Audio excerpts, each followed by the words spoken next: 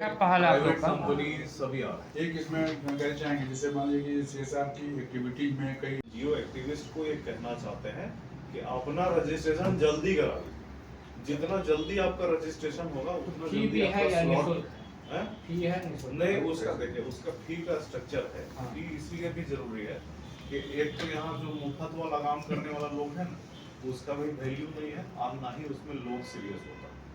हम लोग पीएनआर में 2 दिन का कार्यक्रम है जिसमें डेलीगेट का फी है, उसमें उनको किट मिलेगा, बढ़िया वहाँ पे खाना मिलेगा दोनों दिन, उनका सारा व्यवस्था वहाँ पे टाइट है सब चीज का। उसका एक फी जो है, लोग वो रहना चाहते हैं वो रह भी सकते हैं। रहने वाले के लिए भी कमरा है, वो उसका स्लॉट है कॉर्पोरेट स्टाइल में, और वो फी दो पक्षीय है, कॉर्पोरेट वाले को भी देना पड़ेगा, एनजीओ वाले को भी देना पड़ेगा। एक ये है कि आपका सीएसआर जी वाई थोड़ा टेक्निकली और आपको समझा देते हैं। एनजीओ कई अलग अलग क्षेत्र में काम कर रहे हैं, ठीक है। कोई एनजीओ वाइल्ड लाइफ पे काम कर रहा है, कोई इन्वायरमेंट पे काम कर रहा है, कोई फूड पे काम कर रहा है, कोई कला संस्कृति पे काम कर रहा है, ऐसे बहुत सारे एनजीओ हैं। अब सपोज करिए कि सीसीएल का एनुअल बजट 100 करोड़ है सीएसआर करने का।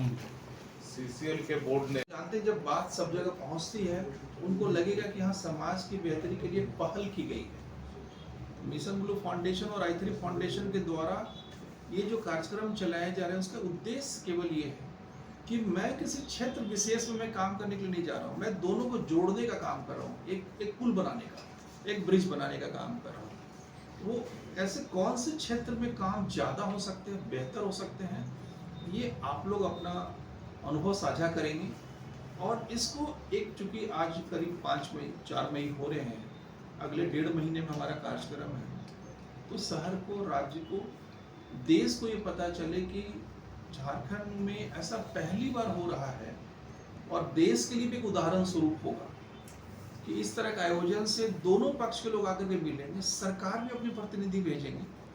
बहुत सारी ऐसी पॉलिसी जो सरकार के द्वारा भी बनाई गई, लेकिन सरकार के कुछ विभागों को हो सकता है पता नहीं होगा, तो उस पॉलिसी का भी वहाँ जिक्र होगा कि सरकार ने, राज्य सरकार ने जो केंद्र सरकार का जो सेक्टर पॉलिसी है उसके तहत राज्य की कौन सी पॉलिसी है और कैसे वो यहाँ के औद्योगिक इकाई है या एनजीओ है या सिविल सोसाइटी है उनको जोड़ने का काम कर रही है। तो हम एक विजिलेंट आई और आप लोग सामने रहेंगे, आप प्रश्न कर सकते हैं, आप उनसे पूछ सकते हैं कि इस कंपनी ने ये काम किया तो धरातल पे दिखना चाहिए, तभी ये बदलाव आएगा। तो हम लोग को मिल करके ये काम करना है। आप लोगों के मन में कोई भी प्रश्न हो आप जरूर हम लोगों से पूछें। हाँ, और सबसे पहले मैं ये बताऊं कि मैंने देश भर के सबसे इम्पोर्टेंट 2-3 सीएसआर कॉन्क्लेव अटेंड किए हैं और उस पर रिसर्च किया है, और बहुत ही सोच समझ करने के बाद में, रिसर्च करने के बाद में हम लोग इस इवेंट के लिए तैयार हुए। और इसमें राजीव गुप्ता जी का बढ़ चढ़ के सबसे पहले तो योगदान है, क्योंकि पिछले कई वर्षों से बहुत ही अच्छे सब्जेक्ट पे ये काम करते आ रहे हैं। माउंटेनियर्स 30 एक साथ इन्होंने रांची में लाके खड़ा किया, एक बहुत बड़ा आयोजन था, टेडेक्स कांके को होस्ट करते आ रहे हैं, जिससे राज्य में बहुत सारे लोग प्रेरित हो रहे हैं। ये सब तो हो गया इंडिविजुअल या एक संस्था का काम, लेकिन एक पूरे इकोसिस्टम की ज़रूरत है। राज्य 25 साल का हो गया है, इसमें इसके ग्रोथ में, इसको आगे बढ़ाने में कॉर्पोरेट हाउसेस की भी जिम्मेदारी है, एनजीओज इंडिविजुअल की भी जिम्मेदारी है, हम सब की, आपकी भी जिम्मेदारी है, और राज्य सरकार के पॉलिसी मेकर्स की भी जिम्मेदारी है। सीएसआर कॉन्क्लेव में राज्य भर के सभी एनजीओ आए, रजिस्टर करके उनका क्राइटेरिया डेटाबेस हमारे पास आ जाएगा, तो उस हिसाब से हम लोग उनका स्लॉट फिक्स करेंगे। और कॉर्पोरेट हाउसेस जो अपने सीएसआर एलिजिबल जो कॉर्पोरेट हाउसेस हैं वो कहाँ अपना खर्च करना चाहते हैं, उनका पर्सनल क्या विजन है, इन सब बातों को एक जगह हम लोग रखेंगे।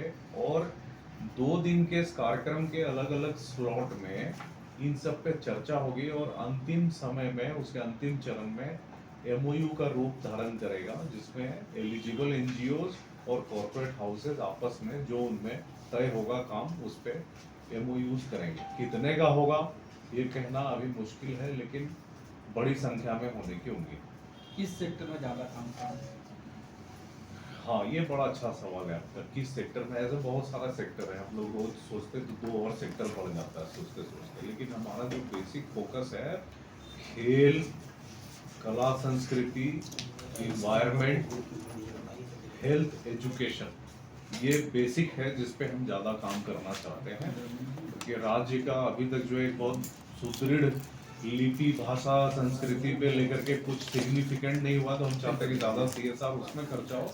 लेकिन ये मेरा अपना मानना है, पूरे कॉन्क्लेव के अंदर में से जो मंथन होगा तब पता चलेगा कि किस सेक्टर में ज़्यादा काम। आज 25 साल का हो गया है, इसमें इसके ग्रोथ में, इसको आगे बढ़ाने में कॉरपोरेट हाउसेस की भी जिम्मेदारी है, NGOs इंडिविजुअल की भी जिम्मेदारी है, हम सब की, आपकी भी जिम्मेदारी है, और राज्य सरकार के पॉलिसी मेकर्स की भी जिम्मेदारी है।